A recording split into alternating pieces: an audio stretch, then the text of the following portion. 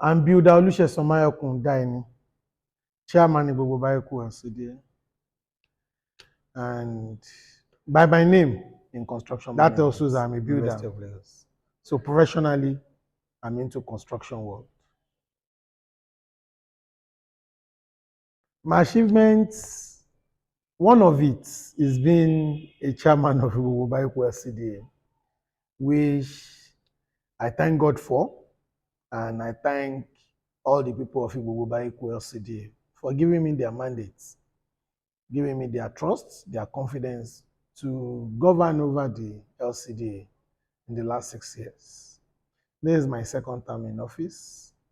I assumed office July 25, 2017. And it's a 4-year term of first term, and the second term is running. So a lot of things. When I was in Unilag, I was a former speaker to University of Lagos Student Union. And after that, I traveled out for Greeners Pasture. I was a founding member of Action Congress in South Africa, a pioneer PRO of Action Congress South Africa, a former PRO, Nigerian Union, Gauteng Province, South Africa, before I returned back home. So I was a former supervisor for Agric in this local government, former SA to Commissioner for Environment, Mr. Tunji Bello. And so I thank God a lot of it, but that's the little I can mention for now.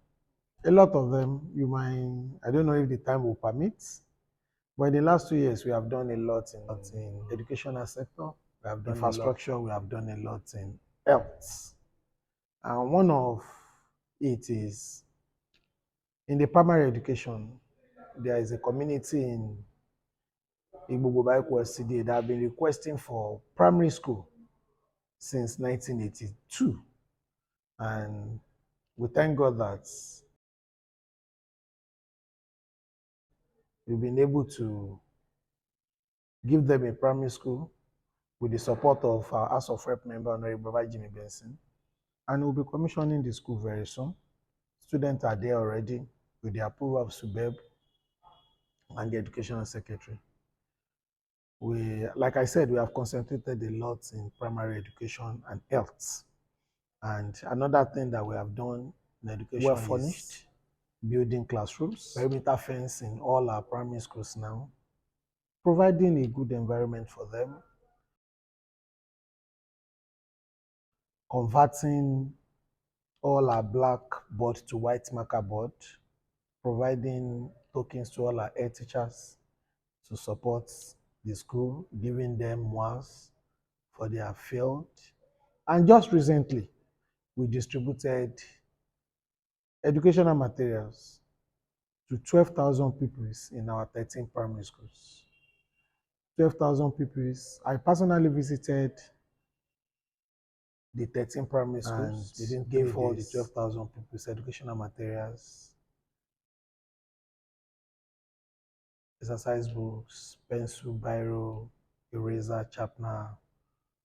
And while doing that, I did need assessment of all the primary schools to actually list what are the things they are lacking.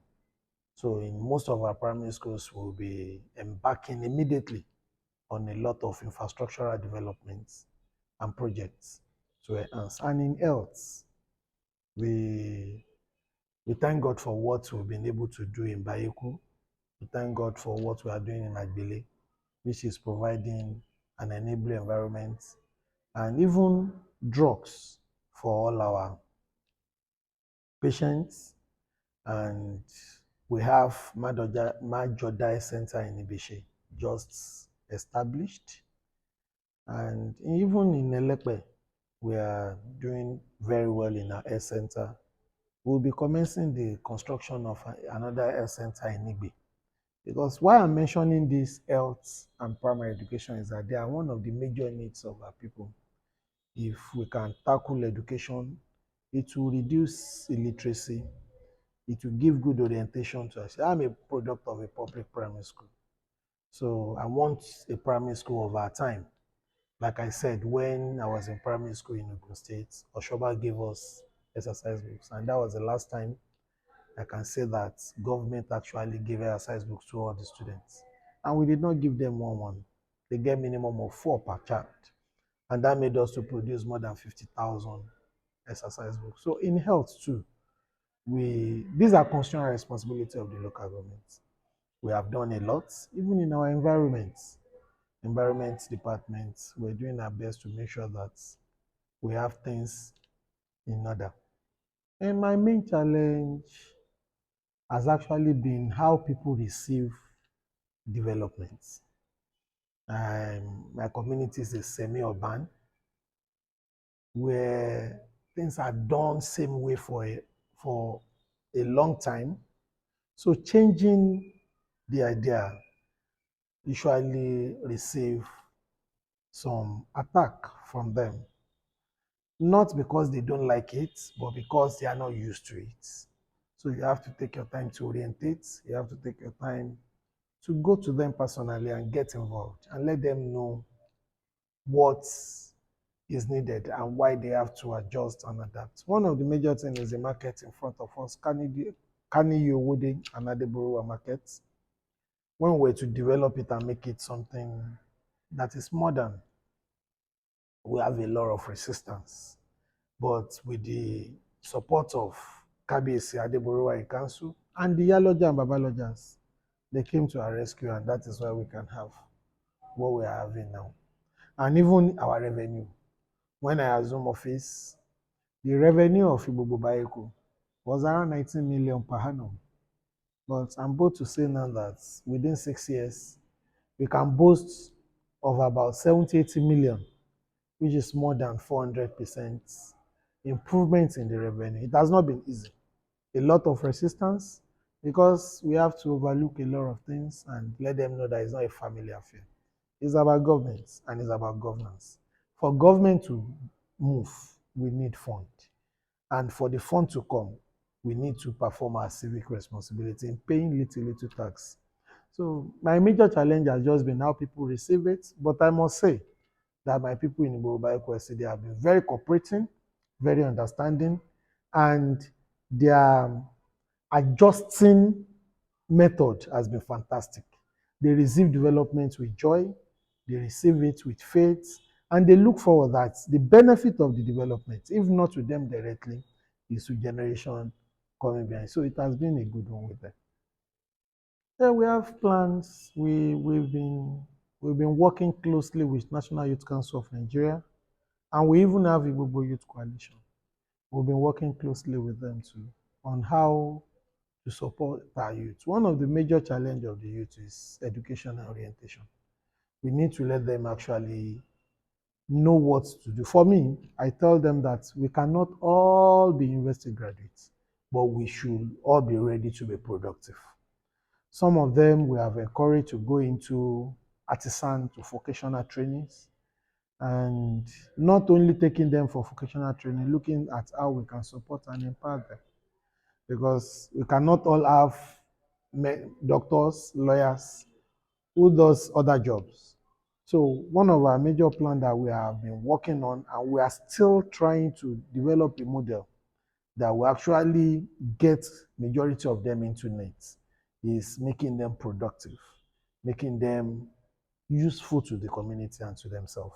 Because we know that with this, we reduce courtesan, we reduce all other social menace. Even drug usage will be reduced when they are useful and they are productive to themselves. My dream for Igbo is to have Igbo where things run smoothly, with good economic strength, good infrastructure.